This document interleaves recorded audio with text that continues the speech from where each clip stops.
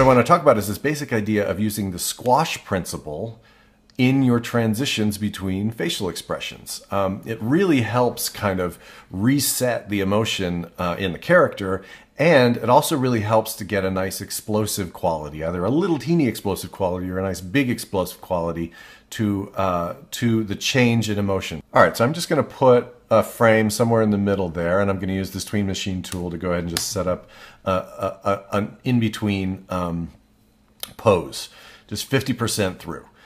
Maybe I'm going to say that the head might get there a little bit faster. So I could take the rotation of it and just start it getting in the direction. So how can we start implementing the squash principle on this?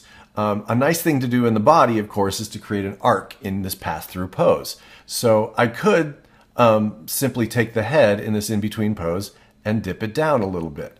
It's kind of like a squash. Kind of, but not really. How could I make that even happen even more? I could take the whole core of the body and I could move that down a little bit.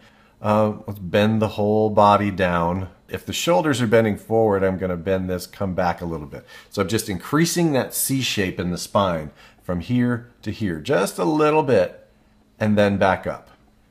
So there's my first tiny little level of squash. Where could I go from there? Well, the eyes. The eyes could blink.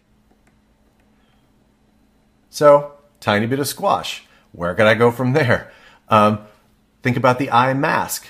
You know, blinks don't happen like just little mechanical eggshells that are kind of clicking closed. Our whole eye mask involves itself in it. So I could take this whole brow in the middle and bring it down a little bit. And I might be able to take the cheeks, or I could use this squint control and bring those up. So now the whole mask is squashing. I could go even farther on that. I really want to feel it. There we go. What else could I do? I could bring up the sneer a little bit. I could take the whole mouth and I could lift it up a little bit.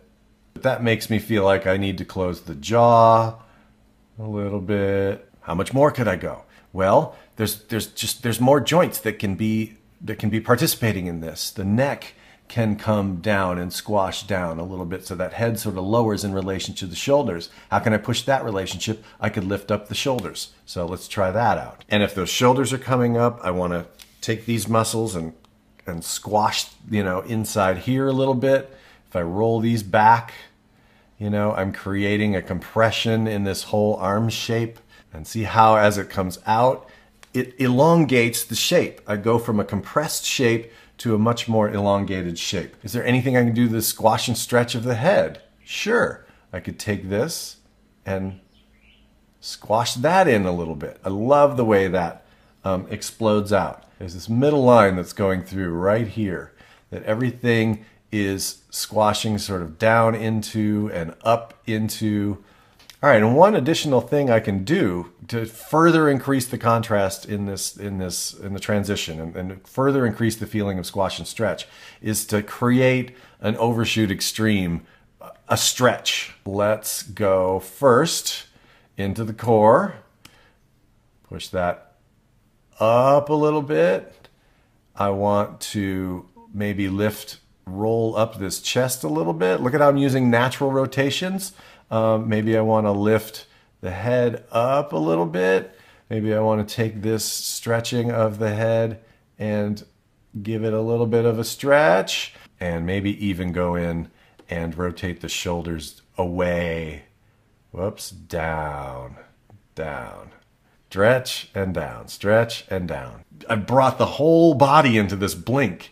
And then through that created this squash, a sense of a squash transition, which now then I come out of it into the stretch. I let the energy release, and then it will end up settling into its final pose.